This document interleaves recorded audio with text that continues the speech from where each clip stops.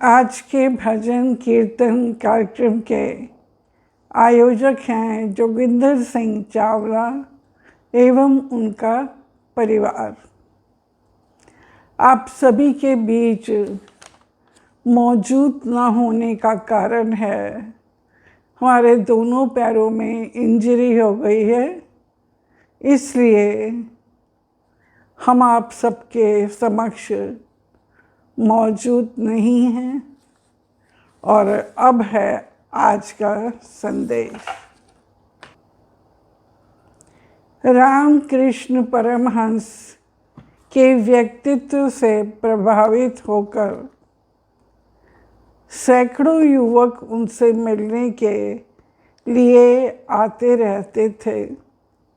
एक बार अशांत सा दिखने वाला युवक उनके पास पहुंचा। वो रामकृष्ण परमहंस से व्यग्रता भरे स्वर में बोला, महाराज मुझे अपना शिष्य बना लीजिए, मुझे गुरु मंत्र चाहिए। रामकृष्ण परमहंस ने पूछा, तुम्हारा परिवार में कितने सदस्य हैं? युवक ने कहा, मेरे परिवार में सिर्फ मेरी बूढ़ी माँ है। परमहंस थोड़े चिंतित हुए। परमहंस ने पूछा,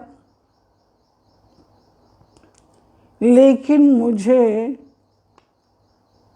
मुझसे गुरु मंत्र लेकर तुम सन्यासी क्यों बनना चाहते हो? युवक ने उत्तर दिया, मैं इस संसार में के माया जाल से मुक्त रहना चाहता हूँ। रामकृष्ण ने युवक को समझाया, अपनी बेसहारा वृद्धा माँ को असहाय छोड़ देने के तो तुम्हें मुक्ति नहीं मिलेगी। तुम्हें वास्तविकता में मुक्ति तो तभी मिलेगी जब तुम अपनी लाचार माँ की सेवा करोगे। इसी में तुम्हारा कल्याण है। मुक्ति कहीं और बाहर नहीं है। सेवा के द्वारा आंतरिक संतोष हासिल करना ही मुक्ति है। गुरु के उपदेश तथा सानिध्य से बताए मार्ग पर चलकर शिष्य अपना जीवन को अधर्वगामी बना सकता है। धन्य है वो नरेंद्र जो रामकृष्ण परमहंस की कृपा से विवेकानंद बन गया, और धन्य है वो कबीर जिसने रामानंद गुरु के चरणों में अपनी समस्त चेतना को केंद्रीभूत कर दिया। और धन्य है वो छोटा सा बालक जो निवृत्ति नाथ के चरणों का सानिध्य पाकर ज्ञानेश्वर बन गया। ज्ञानेश्वरी गीता के 13वें अध्याय में ज्ञानेश्वर स्वयं अपनी स्थिति का वर्णन करते हुए लिखते हैं, मैं गुरुदेव के विचारों में तल्लीन होकर उनकी दिव्यता को सदैव अनुभव करता रहता हूँ। जिस दिशा में मेरे सद्गुरु रहते हैं, मैं उस दिशा की ओर मुख करके पागल की भांति वार्तालाप करता हूँ और उसी दिशा से आने वाले पवन को प्रणाम करता हूँ तथा ये अनुभव करता हूँ कि वायु के माध्यम से गुरुदेव की आशीष मेरे तन, मन और आत्मा को स्पर्श करती है। यदि कोई गुरु चर्चा भी करता है तो मुझे ऐसा आभास होता है जैसे मृत्यु शैया पर पड़े रोगी की जीवन दान प्राप्त हो गया हो। शिव पुराण में गुरु वचन पर 4 श्लोक हैं, जिसमें कहा गया है कि गुरु का वचन सत्य होता है। जिनका ऐसा दृढ़ विचार है उन्हें इहलोक और परलोक में परम सुख की प्राप्ति होती है और दुखों का सामना नहीं करना पड़ता। अहंकार मिटने के लिए, जी हाँ, अहंकार मिटाने के लिए जिन गुणों की आचरण में उतारने की आवश्यकता है, इसे गुरु ही बताता है।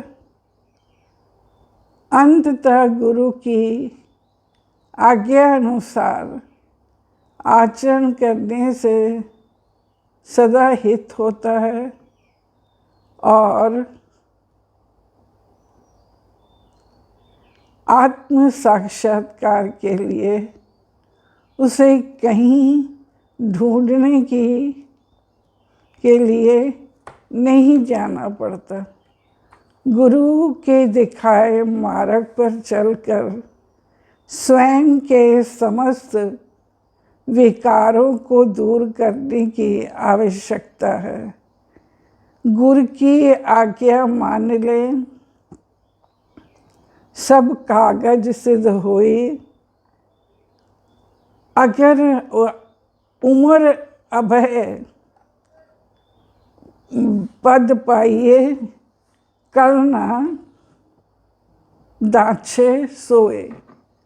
गुरु के वचनों पर विश्वास रखकर यदि शिष्य उनकी आज्ञा अनुसार व्यवहार करे और गुरु के द्वारा बताए गए साधनों का अनुसरण करे, तो उसे सुख अवश्य प्राप्त होता है।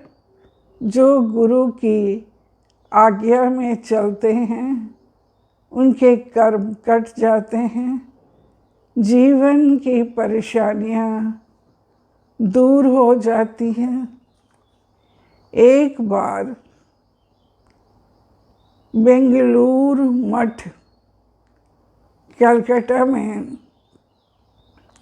साधुओं के लिए एक गाय खरीदने का निश्चय किया गया। स्वामी विवेकानंद ने इस कार्य के लिए अपने शिष्य निश्चयानंद को चुना। गांव दक्षिणेश्वर के पास उड़िया देह के एक गोपालक के घर से लाई जानी थी।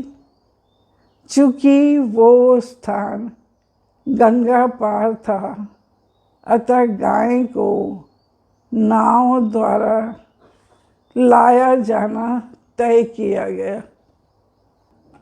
स्वामी जी ने जाते समय शिष्य को अच्छी तरह समझाते हुए कहा कि गाय की रस्सी हाथ में पकड़ कर रखना, ताकि वो भाग कर चली न जाए। निश्चयानंद को साधुओं के साथ गायें लेने के लिए भेज दिया गया। बरसात का दिन था। गाय को गंगा के एक नाव में चढ़ाया गया। जो ही नाव नदी के बीच में पहुंची, गाय घबरा गई और उसने नदी के में छलांग लगा दी। चूँकि पानी में भी निश्चयानंद ने एक हाथ से रस्सी कस कर पकड़ रखी थी, अतः वे गाय को किनारे तक लाने का प्रयास करने लगे। काफ़ी देर बाद किसी तरह गाय को लेकर निश्चयानंद किनारे पहुँचे। वहाँ अत्यधिक कीचड़ होने के वजह से गाय ऊपर नहीं चढ़ सकी। वो निश्चयानंद ने बांस की मदद से गाय को कीचड़ से बाहर निकाला और वो इन सब के दौरान भी उन्होंने हाथ से रस्सी नहीं छोड़ी। काफ़ी देर बाद वे गाय को लेकर मठ पहुँचे। बड़ी बेचैनी से उनकी प्रतीक्षा कर रहे थे। स्वामी विवेकानंद ने कहा, क्या तू पागल है जो गाय के साथ अपने प्राण भी गंवाने चला था? शिष्य ने हाथ जोड़कर कहा, आपने मुझे गाय लाने के लिए भेजा था, मैं उसके बगैर कैसे आता? स्वामी जी ने शिष्य को प्यार से आशीर्वाद दिया। अब हम परमपिता परमेश्वर से आप सबके लिए प्रार्थना करते हैं। आपके समस्त शारीरिक, पारिवारिक, सामाजिक, आर्थिक और मानसिक कष्टों के लिए माँ ढेर सारी दुआएं देती हैं। धन्यवाद। नमस्कार।